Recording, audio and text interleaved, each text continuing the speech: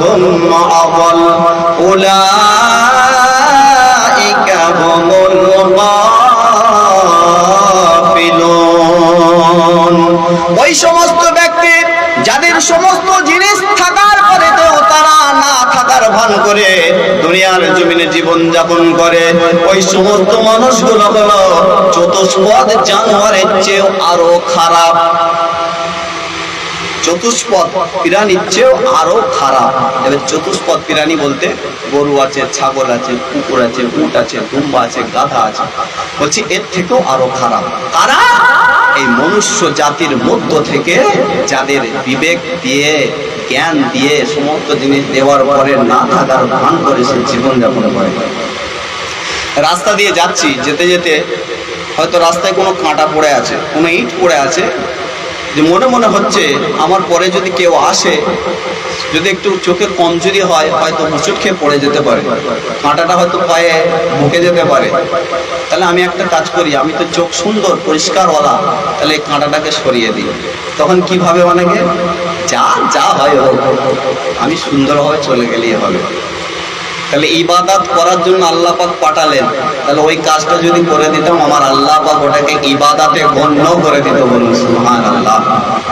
তাহলে ইবাদত, সেই ইবাদতটাকে শুধু 5 ওয়াক্ত মসজিদে পড়ে থাকার নাম কিন্তু ইবাদত নয়। সেই বাদশা সিকিন্দার তখন তার প্রজাদের কাছে ডেকে বোঝাচ্ছে, ও আমার প্রজারা শোনো, আমি দুনিয়ার জমিন থেকে বিদায় নিয়ে চলে যাব, দুনিয়ার জমিনে আমি থাকবো না। আমাকে আল্লাহ পাক 7টা দেশকে জয় করিয়েছেন বলে আমি দুনিয়ার জমিনে থাকবো তা নয়, আমাকে দুনিয়ার জমিন থেকে বিদায় নিয়ে চলে যেতে হবে।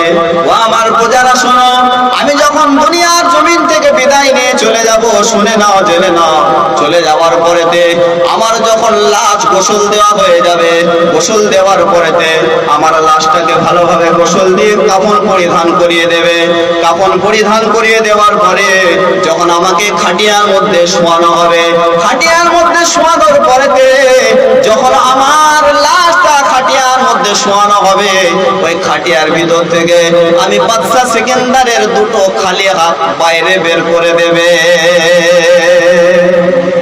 ও যারা সব অবাক, বাদশা কি এমন কথা বলছেন যে আমি যেটা বলছি সেটা করো?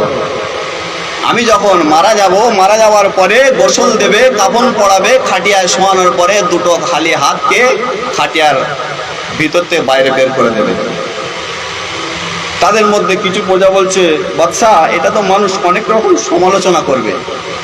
বলে সমালোচনা কে করবে না করবে সেটা জানা নেই, যে মানুষকে এটাই বুঝিয়ে দেবো যে আমার জানাজায় যারা শামিল হবে তাদেরকে একটাই লক্ষ্য, যে আমি বাদশা সিকিন্দার দুনিয়ার জমিনে এসেছিলাম, আল্লাহ পাক আমাকে পাঠিয়েছিলেন। বাদশা সিকিন্দার 7টা দেশকে জয় করার পরেও আমি বাদশা সিকিন্দার ঠিক এইভাবে মায়ের পেট থেকে খালি হাতে এসেছিলাম, আর 7টা দেশ জয় করেছি। ধন সম্পত্তি, টাকা পয়সা যা কিছু আছে সমস্ত জিনিস দুনিয়ায় ফেলে রেখে খালি হাতে আবার চলে যাচ্ছে। বলো সুবহানাল্লাহ। বাদশা সিকিন্দারের প্রজাদের বুঝিয়ে দিলেন, তাহলে দুনিয়ার সমস্ত জিনিস দুনিয়াতেই পড়ে থাকবে, দুনিয়ার কোনো জিনিস সে সঙ্গে করে নিয়ে যেতে পারবে না। দুনিয়ার সমস্ত মায়া মহাব্বত ভালোবাসা সব ত্যাগ হয়ে যাবে। তাহলে যে মায়া মহাব্বতে দুনিয়ায় জড়িয়ে পড়েছি, এগুলো অন্য কিছু না, এগুলো হলো একটা আল্লাহর পরীক্ষা। এই পরীক্ষা থেকে বেরোতে গেলে তাহলে আমাকে কি করতে হবে? সমস্ত মায়া মহাব্বত দিয়ে আমার আল্লাহ পাক জালের মধ্যে জড়িয়ে দিয়েছে। দেখি বান্দা, আমার প্রতি তোমার কতটা ভালোবাসা আছে, আমার প্রতি কতটা তোমার মহাব্বত আছে।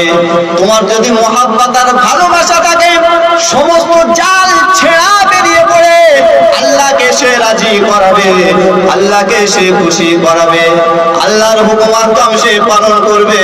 কিন্তু যখন মাঝখানে আলোচনা হয় যে জ্বালায় জ্বলে মরে শেষ হয়ে গেলাম,